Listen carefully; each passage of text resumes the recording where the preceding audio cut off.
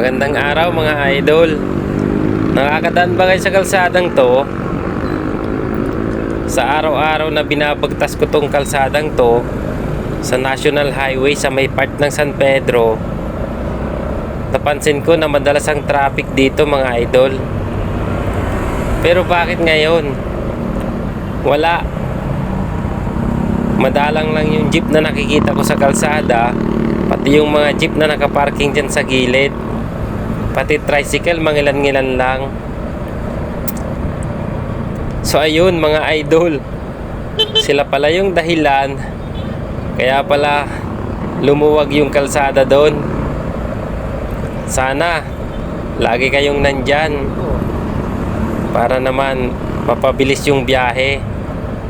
Kumuha pa nga ako doon sa isang LTO pero inisnab lang ako.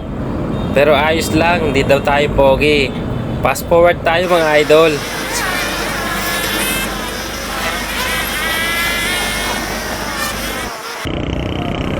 Pagdating ko naman dito sa part ng Binyan, nagulat ako na may halong pagtataka. Bakit sobrang luwag ng kalsada?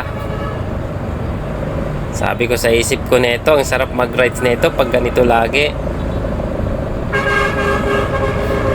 Habang tumatakbo yung motor ko ng 60 per kilometro, pagdating ko sa bandang dulo, ayun, sila pala yung dahilan ng pagluwag ng kalsada. Sana nandyan kayo lagi para yung daloy ng trapiko mabilis, nawala yung mga pasaway ng mga tricycle saka yung mga jeep na madalas nagka-cut at nag-U-turn. So hanggang dito na lang mga idol. Maraming salamat sa inyong panunood.